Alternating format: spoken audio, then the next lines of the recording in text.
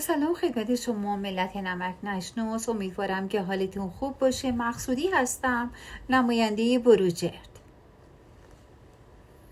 هم چند روز پیش اگه یادتون باشه در مصاحبه گفتم که زنان لطافت و رقیق بسیار هستن. رقیق هستن و لطیف. رقیق مثل سوپ جو، لطیف هم اینه من خواهری دیگه. رقیق بودن و لطافت از خاصیت زنان ما می باشد. البته زنان غرب اون مردش رو برده ها که از همه منفعل هستن.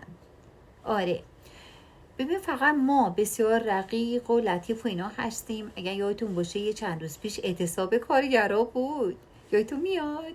من اونجا حاضر شدم. در اون اعتصابات کارگرا تفلک ها هستم، مثلا 6 ماه حقوق نگرفتن. چنانی از تای سرم فرود کشیدم، جیغ کشیدم که اصلا اعتصابات از هم باشه. خب اون نتیجه لطافت منه. یک دادی کشیدم انگار تو مثلا میدون تره بار به دنیا اومدم کنار تربچه ها. اصلا چند تا از این کارگرها اونجا سنگکوب کردن. چنانی وحشتناکی که من با لطافت جیغ کشیدم بودم بگم شید جرأت داری صداتون در بیاد، پدرتون رو در میارم، جد آبادتون رو فلان میکنم، حقوقتون هم نمیدم، چه غلطی هم دیدین؟ اینا همه با لطافت انجام شد. آره گفتم اصلا اعتصابات از هم پاشید، همش به خاطر رقاقت و لطافت بنده بود. آره ما این خاصیت ماست و در این باره این رقاقت و این لطافت شاعران ما از سالهاست و سالها و قرنهاست دارن راجع به اینا اصلا شعر می نویسن. از مولانا گرفته، فردوسی گرفته، حافظ گرفته. اصلا همون شعر معروف هست، همینه منم دختر افراسیاب، خدا رو شکر برهنه ندیده روی من آفتاب.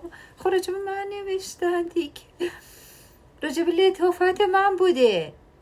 خب خورشید نمیتونسته این همه لطافت رو تحمل کنه دیگه. وا ببینید عزیزان، این دنیای غرب که همون طاغوت می باشد، ما مثلا یاغوتیم. اونا طاغوت ها خیلی زندگی و دنیای منفعلی دارن.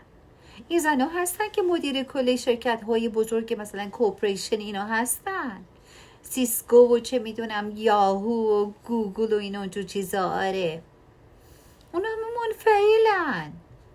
مثلا طرف رفته شده رئیس قاضی کل سوپریم کورت. خب اون یه زنی که منفعله دیگه. یا مثلا یه شرکت خیلی بزرگ دستشه، مدیر کلشه. ولی که مثلا زنی که تصمیم گیرنده مثلا انواع و اقسام معاملات بازرگانی مثلا یه کشور مثلا. خب زنی که منفعله. ببینیم ما فقط داریم درست کار میکنیم. این سیبیله با مونده چقدر دماغم میخوره. میبینید اینا همه لطافته. آره عزیزان، فقط ما لطافت داریم، اونا لطافت ندارن. زن اگه شرف خودشو نگه داشته باشه، این نصیحته. آره شرف خودتون رو رها نکنید، سیغه 10 دقیقه بشید، لطافتتون رو حفظ میکنید. آره بابا لطافتتون رو دست ندید.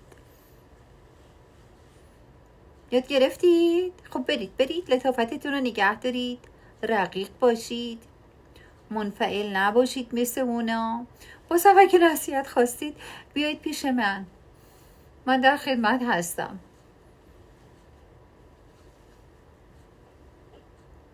برم مجلس، الان منتظر من که اونجا حقوق کارگرا رو که 6 ماه ندیدیم مثلا ببینیم تصمیم بگیریم یه 6 ماه دیگه ببینیم میتونیم نگه داریم. آره بابا خب ما خرج داریم، لطافت خرج داره. برید تا نصیحت‌های بعدی. فعلا شبتون خوش. Goodbye.